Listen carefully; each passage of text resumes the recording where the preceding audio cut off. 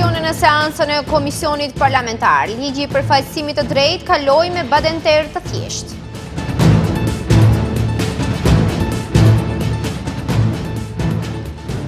Kryediplomati Mucunski paralajmëroi takim të nivelit të lartë ndërmjet qeveritarëve të Shkupit dhe të Sofjes.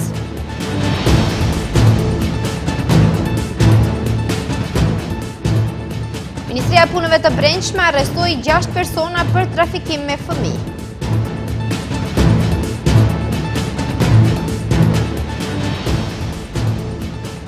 Bashkimi Evropian do të përfshijë vendet e Ballkanit Perëndimor në zonën e roamingut.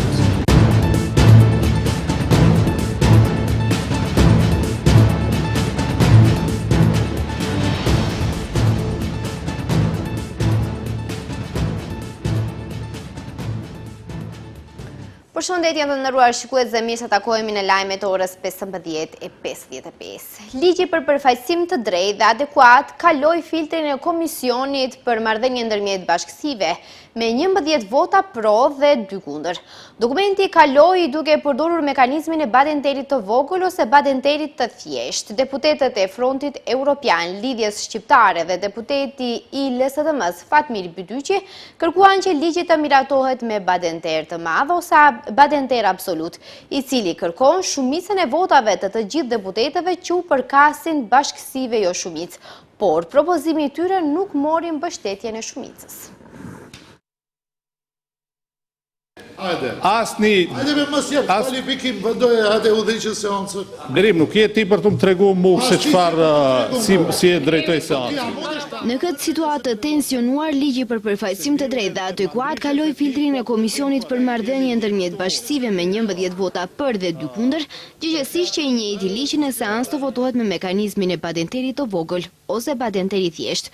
Deputetët e Frontit Evropian, Lidhjes së Shqiptarëve dhe deputeti i LSDM-s Fatmir Bydyqi kërkuan që ligji të miratohet me badenter të madh ose badenter absolut, i cili kërkon shumicën e votave të të gjithë deputetëve që u përkasin bashkësive jo shumicë, por propozimi i tyre nuk mori mbështetjen e shumicës. Mu duhet të them që ky propozim ligj në esencën e vetë, në fakt edhe pse është ligj, pa elementet të cilat duhet ta shoqëronin, më tepër i ngjan një fletpalosje politike mundem ta quaj, se sa një ligj në të vërtetë, sepse ai në rend të parë edhe pse është i përpiluar për të garantuar përfaqësimin e drejtë dhe adekuat, në fakt nuk e garanton një gjë të tillë sepse nuk e përfshin mekanizmin e kuotave ose më sakt kuotat sipas propozimit. Propozimi im për mënyrën e vendosjes rreth këtij ligji është që të jetë me badenter të madh. Sepse nuk mund të lejojmë që të edhe një herë të kemi majorizim për çështje kaq shumë të rëndësishme dhe shkelje të kushtetutës. Ndërkohë, kryetari i Komisionit Adnan Azizi u dha vërejtje deputetëve për mënyrën e debatit të tyre në këtë komision. Njerë ju kisha lutë mos t'i gabojmë edhe seancat edhe sallat. Për debat është komision jam për sistem politik. Tu jemi për të diskutu mënyrën e votimit me çfarë shumice do të miratohet ligji. Ju përmbahemi këtine rregullave dhe besoj që duhet të jemi korrekt. Nuk është këtu vendi as për të bërë politik, as për të bërë show politik. Ju lutem të jemi më koncis. Ai u kritikua ashpër nga deputetja e BDI-s Rina Ajdari.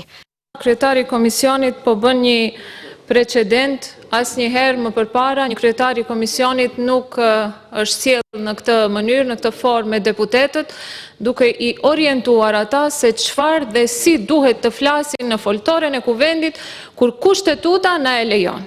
Ndërsa Bekim Qoku nga Vlen shpreh qëndrimin se përse ky ligj duhet të kalojë me badenter të vogël.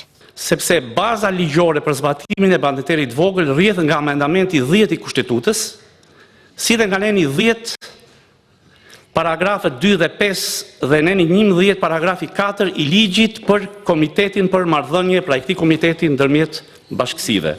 Badenteri i vogël është një mekanizëm parlamentar që kërkon shumicën e votave të deputetëve të pranishëm që u përkasin bashkësive jo shumicë për miratimin e ligjeve të caktuara. Projekt ligji aktualisht ndodhet në lexim të parë dhe procedohet me procedurë të rregullt parlamentare. Sipas paralajmërimeve, para miratimit përfundimtar do të organizohet edhe debat publik. Bashkëkryetari i Vlenit Izet Megjiti ka premtuar zgjidhje të shpejtë për provimin e jurisprudencës. Ai premtoi se jo vetëm jurisprudenca, por të gjitha provimet në Shqip do të jepen edhe ato profesionale që deri më sot kanë qenë në maqedonisht. Provimi i jurisprudencës do të zgjidhet në të njëjtën mënyrë, siç më parë u zgjodh çështja e licencave mjekësore, të cilat ishin vetëm në maqedonisht dhe u bën edhe në Shqip, po edhe shumë çështjeve të tjera, të cilat u zgjodhën po në të njëjtën mënyrë. Njofton Izet Megjiti nga Vlen, i pyetur nga televizioni Shenja, Megjiti tha se ka marrëveshje politike për të zgjidhur çështjen e jurisprudencës, që është edhe kërkesë e studentëve, dhe siguroi se jo vetëm jurisprudenca, por se në Shqip do të jepen të gjitha provimet e tjera profesionale që deri më sot kanë qenë në maqedonisht. Pra 4 provime profesionale janë rregullu dhe kemi marrëveshje politike të gjitha tjerat pra të jenë në gjuhën shqipe, ndër këto është edhe provimi i jurisprudencës që për herë të parë pra në historinë e këtij vendi provimet do mbahen në gjuhën shqipe. Pavarësisht njoftimeve të institucioneve, se është arritur pajtueshmëri që pjesa teorike e provimit të jurisprudencës të zhvillohet në Shqip, ndërsa pjesa praktike në maqedonisht, kjo zgjidhje nuk është pranuar nga lëvizja studentore. Studentët të cilët protestuan në Shkup e Tiranë e që do të protestojnë edhe në Prishtinë, insistojnë se përdorimi i gjuhës shqipe në të dy pjesët e provimit është i panegociueshëm. Pas një kohë të gjatë raporteve të ngrira, Shkupi dhe Sofia mund t'i kthehen tavolinës së bisedimeve. Kryediplomati Timço Mucunski ka paralemruar sot se shumë shpejt mund të zhvillohet një takim niveli të lartë në Sofje. Ai duke folur sot para mediave kritikoi shtetin fqinj kritikoi qasjen e shtetit fqinj për marrëveshjen për fqinjësi të mirë që është nënshkruar mes dy vendeve. Ministri i Jashtëm Timço Mucunski paralajmëroi mundësinë për mbajtjen e një takimi të nivelit të lartë në Sofje. Ai pret që një takim i tillë në kuadër të një ngjarjeje rajonale që do të mbahet javën e ardhshme në Bullgari, e ku ministri do të marrë pjesë së bashku me presidenten Gordana Siljanovska-Davkova. Ai tha se për momentin një takim i tillë nuk është dakorduar, por shtoi se nuk do të befasohej nëse do të mbahej një takim i nivelit të lartë. Duke folur për marrëdhëniet me Sofje, ministri theksoi se dialogu dhe takimet në nivelin më të lartë janë të domosdoshme. Padyshim që duhet të zhvillojmë dialog me Bullgarinë, por ky nuk është problemi. Problemi është se ndër të tjera, Bullgaria po e shkel marrëveshjen për fqinjësi të mirë. Ta lëm me një anë çështën nëse marrëveshja është e mirë apo e keqe. Bullgaria në atë marrëveshje është zotuar se do të inkurajojë dhe mbështesë rrugën tonë drejt integrimit evropian, por nuk e bën këtë. Megjithatë, nëse më pyesni nëse duhet të kemi më shumë takime në nivel të lartë, përgjigjja është po. Lidhur me deklaratat e presidentit të Këshillit Evropian, Antonio Costa, se të vetmet përfundimtare që mund të nxirren si garanci për vendin janë se Maqedonia e Veriut duhet të përmbush atë që është dakorduar. Timço Mucunski tha se nuk ka dëgjuar një deklaratë të tillë të drejtë për drejtë prej tij. Ajo që mund të them është se ne mbetemi të përkushtuar ndaj reformave europiane, mbetemi me një orientim të qartë strategjik në politikën e jashtme, por gjithashtu qëndrojmë fuqishëm në qëndrimin se në këtë moment nuk ekzistojnë kushte për ndryshime kushtetuese. Kujtojmë se Costa 2 ditë më parë vizitoi Shkupin prej ku porositi se ndryshimet kushtetuese të dakorduara janë kushti kryesor për hapjen formale të negociatave të antarësimit. Sipas tij, ky është hapi i nevojshëm për të zhbllokuar përfitimet e plota që sjell antarësimi në Bashkimin Evropian. Pasi dha dorëheqjen nga posti i zëvendës kryeministrit, Arben Fetaj do të rikthehet në Bruksel, por me një pozitë tjetër. Ai do të shërbejë si emëruar special i qeverisë. Sipas Izet Megjitit, pozita e mbetur boshe e zëvendës kryeministrit do të plotësohet me riformatimin e qeverisë. Edhe pse u largua nga posti i zëvendës kryeministrit, Arben Fetaj nuk do të mbetet gjatë jashtë strukturave të pushtetit. Rikthimi i tij në shtëpinë e vjetër në Bruksel do të jetë me përgjegjësi të re. I pyetur nga televizioni Shenja, Izet Megjiti tha se Fetaj ka dhënë dorëheqjen nga pozita e zëvendës kryeministrit, sepse për të është rezervuar pozita e të dërguarit special të Maqedonisë së Veriut në Bruksel, ndonse nuk tregoi emra konkret. Megjiti përmendi edhe çështjen e rikonstruimit të qeverisë. Zoti Fetaj, domethënë, është dorëheqje për të emëruar përfaqësues në Bruksel.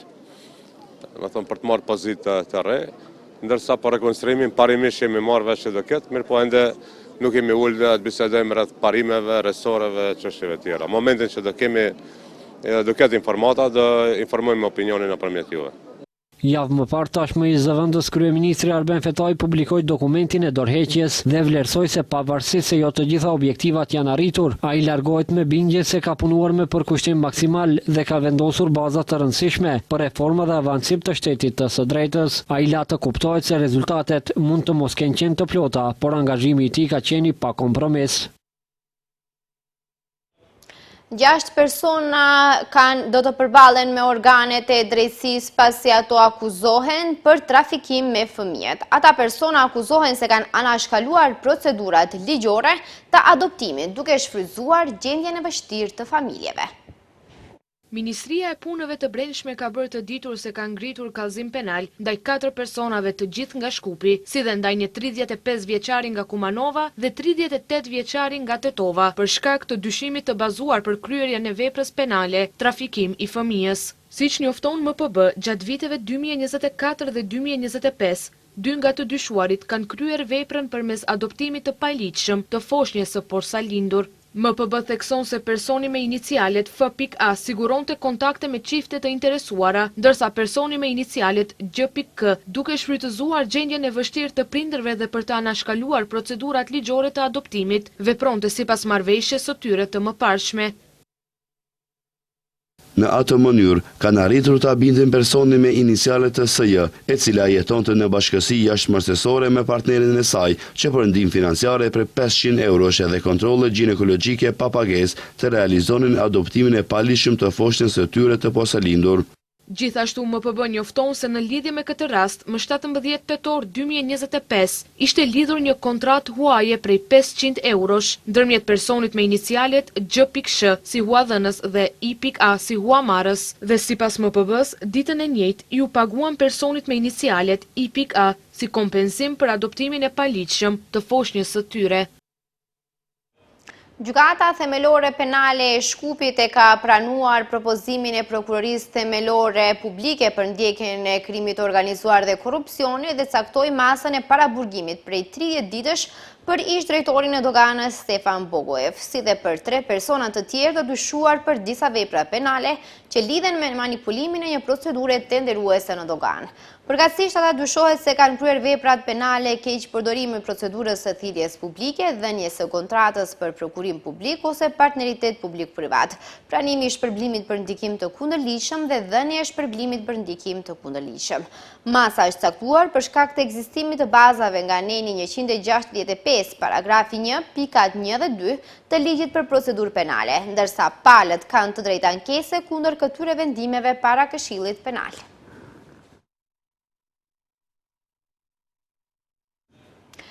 Revizorët kanë gjetur parregullsi serioze në gjatë kontrolleve në Akademinë e Gjyqtarëve dhe Prokurorëve Pavel Shatev. Në raportin e entit shtetëror të revizionit janë përmendur kompensime të pabaza, oferta jo konkurruese dhe provime problematike. Kompenzime të pabaza, oferta jo konkurruese dhe provime problematike janë disa nga parregullsi që janë gjetur në Akademinë e Gjyqtarëve dhe Prokurorëve Pavel Shatev, konstatoi revizioni i shtetit. Sipas raportit e entit shtetëror të revizionit për vitin 2024, kompensimi për anëtarët e bordit drejtues dhe Këshillit Programor është paguar në shuma të plota mujore, pa marrë parasysh pjesëmarrjen në seanca.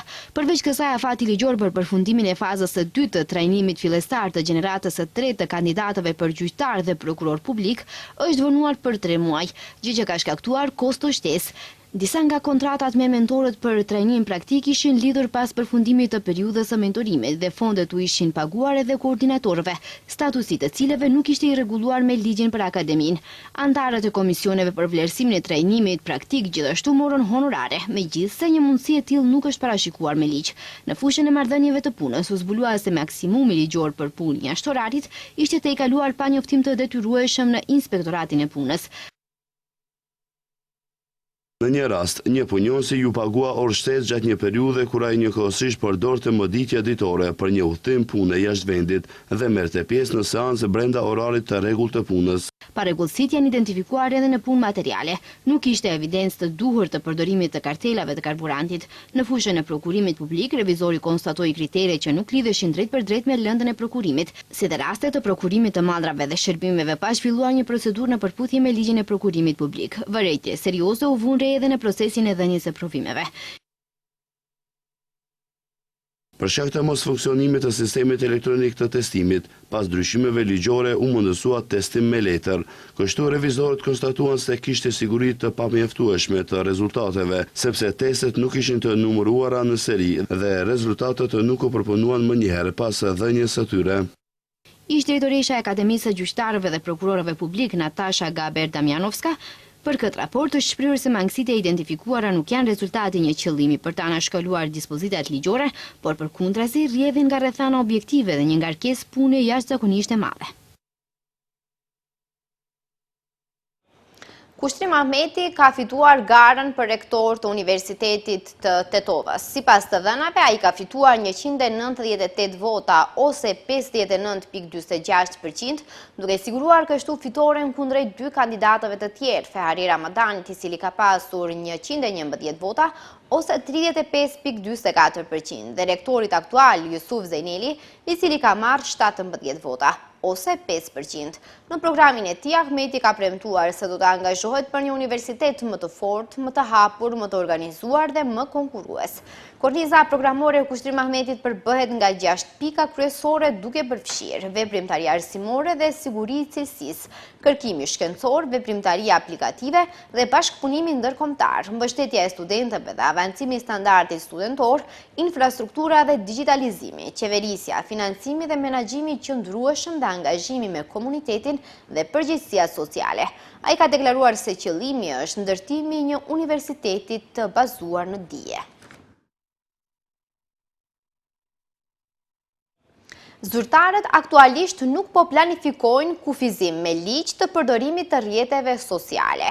Ministri i Transformimit Digital, Stefan Andonovski, gjatë emisionit Impact në TV Shenja, tha se po punojnë në mënyra të tjera me fushata të ndryshme për rritjen e vetdijes të kontrollit ndaj përdorimit të rrjeteve sociale.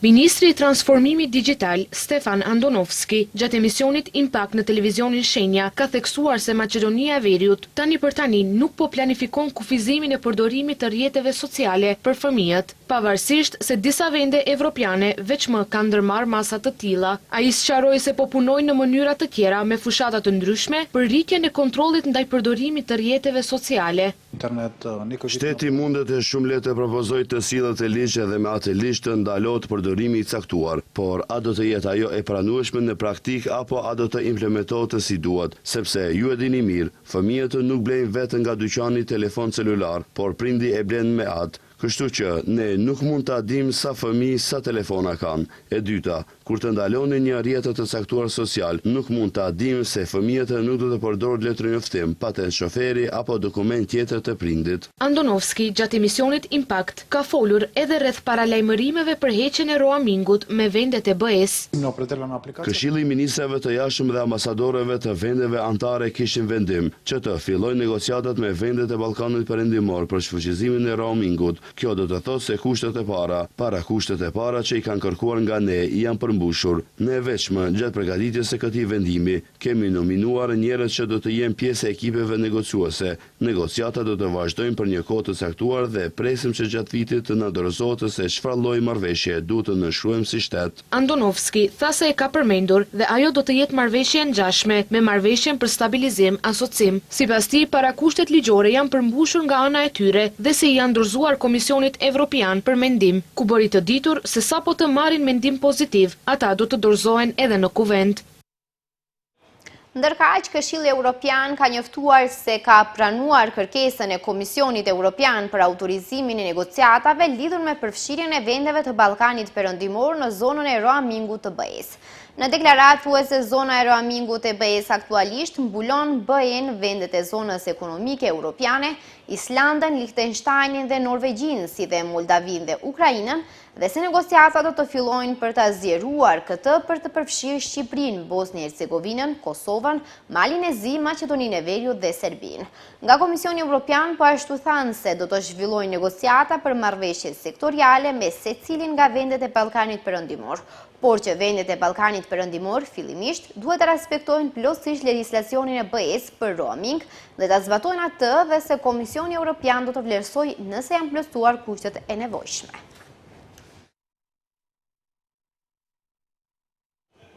Në sheshin Skënderbej u hap panairi i librit shqip Shkupi 2026. Kjo po cilësohet si një nga ngjarjet më të rëndësishme kulturore për lexuesit, autorët, botuesit dhe të gjithë dashamirët e fjalës së shkruar shqipe.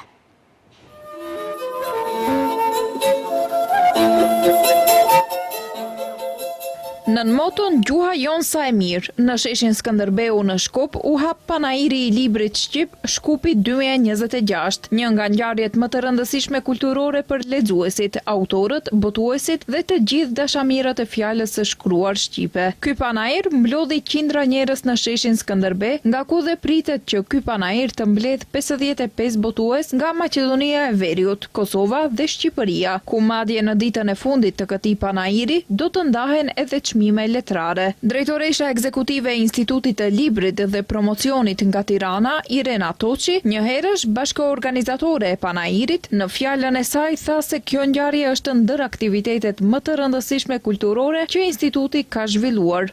Panairi i librit të Tiranës, panairi i librit të Kosovës, Prishtinës, panairi i librit këtu në Shkup dhe panairi i Ulqinit përbën një mozaik panairesh që tregon fuqinë e gjuhës sonë, të librit tonë, të botuesve tanë. Të gjithë bashkë pra do t'ja dalim, do ta mbrojmë këtë gjuhë dhe do ta çojmë atë në nivele të tjera.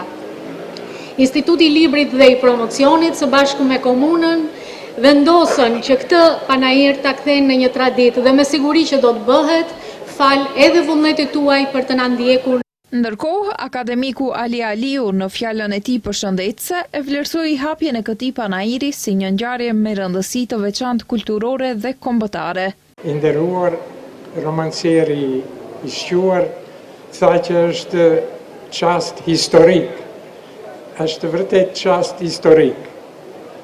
Se i mungonte një panair i tillë, i mungonte pranimi i librit Shkupit, që tash do t'jetë në shoqëri të barabartë me panairin ndërkombëtar të Tiranës dhe me panairin ndërkombëtar të Prishtinës. Një trekëndsh në hapësirën shqiptare që do të komunikojë përmes librit. Unë uroj që këtë manifestim ta duam të gjithë, ta dëshirojmë si diçka të rëndësishme sot dhe ta kultivojmë dhe ta duam. Ndërkaq, kryetari i komunës së Çajirit, Izet Mexhiti, në fjalën e tij thekson se sot është një ditë e veçantë për kulturën shqiptare. Prandaj ky panair përveç se është një ngjarje e madhe kulturore, është dëshmi se gjuha shqipe vazhdon të jetojë, të krijojë dhe të pasurohet. Në të njëjtën kohë, libri është kujtesë, por është edhe vizion. Ai na mëson se popujt ecin përpara kur lexojnë, kur pyesin, kur mendojnë dhe kur krijojnë. Një shoqëri që lexon është një shoqëri që di të ndërtojë një të ardhmen e saj. Prandaj le të jetë ky panair një vend takim për idetë, për kulturën shqipe dhe për dialogun. Mexhiti deklaroi se kjo ngjarje do të kthehet në një traditë të përhershme kulturore që do të rritet vit pas viti. Tutje, ai thotë se në historinë tonë, libri ka qenë një nga shtyllat më të forta për identitetin që nga meshari i Gjon Buzukut, Gjergj Fishtës, Migjenit, Ismail Kadares dhe se në secilën prej veprave gjendet një pjesë e shpirtit të kombit tonë, një pjesë e historisë sonë dhe një pjesë së ardhmes që kemi luftuar për të. Edhe në Shkup është mbajtur një aksion simbolik për mbështetje të protestave që përmbahen në Shqipëri në lidhje me çështjen e investimeve në Zvërnec. Ndër tjera, aktivistët kanë bërë thirrje për mbrojtjen e tokës, natyrës dhe shpezëve të Shqipërisë. Protesta për mbrojtje të Zvërnecit është mbajtur edhe në Shkup para ambasadës së Shqipërisë. 7 persona nga një grup jo formal i qytetarëve, duke përfshirë edhe një pjesëtar i shoqatës ekologjike Eko Guerilla, dërguan një mesazh duke thënë se Shkupi është me Shqipërinë. Ramadan Ramadani tha se përtej porosisë ekologjike, në këtë mënyrë ata dërgojnë edhe një porosi politike. Kjo protestë e organizuar nga grup jo formal i qytetarëve e ka porosinë e vet pikë së pari ekologjike për mbrojtjen e tokës, natyrës dhe shpezëve Shqipërisë.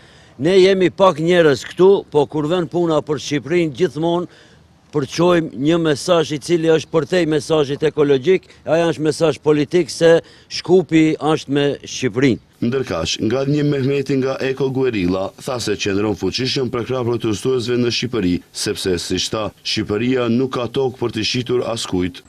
Sot jemi këtu para ambasadës shqiptare për të dhënë përkrahjen tonë për protestat që janë duke u bë për shitjen e tokave dhe dëmtimin e natyrës që pretendojnë të bëhet tokës shqiptare. Natyrisht që ambienti, natyra, ekologjia nuk njohin kufi, as politik, as geografik. Ne jemi në përkrahje të fortë të bashkë mendimtarëve tanë ambientalist dhe të atyre që duan të mbrojnë tokën shqiptare. Ne nuk kemi tokë për të shitur askujt, kudo qoftë ajo. Shkupi është me Shqipërinë, tha Alaudin Mustafa, i cili tha se ata nuk janë kundër askujt, por vetëm se përkrahin protestuesit në Shqipëri. Nuk jemi këtu kundër askujt, vetëm jemi që si shqiptar, qytetar dhe shkupian, ta shprehim mbështetjen tonë për protestat masive që përmbahen tani janë në Shqipërisë, për mbrojtjen e Shqipërisë. Pra vetëm shkurt që krejt ta dinë, Shkupi është me Shqipërinë. Protestuesit mbanin pankarta në duar me mbishkrimet sikurse Shqipëria në BE me gjithë Zvërnecin në të, as Dhëndri e as Nusja, për Shqipëri vendos djali e Cuca, sot mbrojmë Zvërnecin, natyrën dhe gjithë Shqipërinë, e kështu me radhë.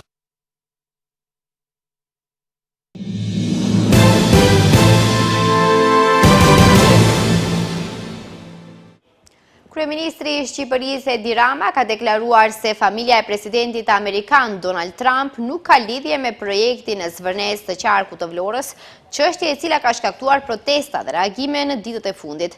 Në një intervistë për CNN International, duke mbrojtur projektin në fjalë, Rama foli lidhur me investimin që thuhet se është 4 miliard euro në Zvërnec. Protestat e reagimet e fundit në lidhje me këtë çështje. Duke u përgjigjur kritikave mbi raportimet për lidhjen e projektit me Jared Kushner, dhëndrin e presidentit amerikan, kryeministri Rama ka deklaruar se shumica e kritikave janë të nxitura nga dezinformimi. Rama ka pretenduar se nuk ekziston diçka e tillë si ishulli familjes Trump. Në Shqipëri vazhdojnë protestat mbi çështjen e projektit turistik në zonën e Zvërnecit. Protesta me moton Shqipëria nuk është në shitje filloi disa ditë më parë, ndërsa gjatë ditës së djeshme u shoqërua me tensione dhe përplasje mes policisë dhe protestuesve.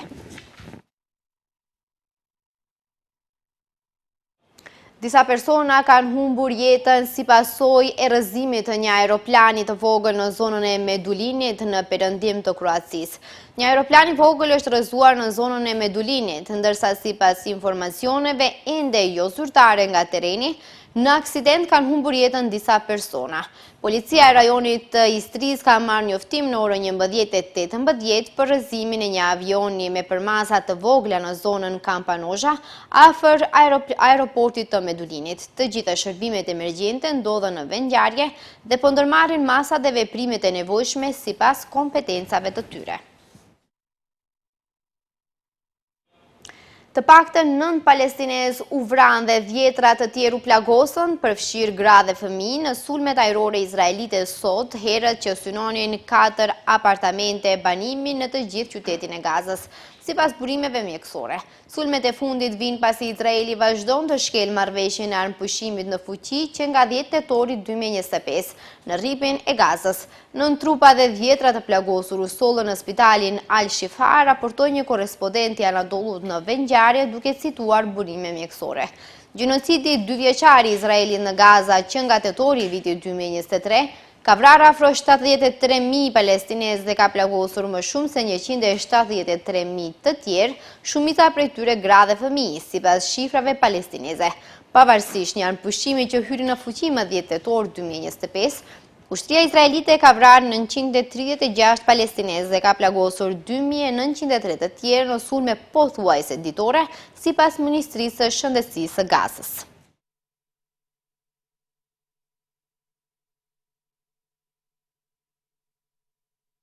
Shikues të nderuar, këtu është fundi lajmeve. Ju falenderoj që na ndoqët, mirupafshim.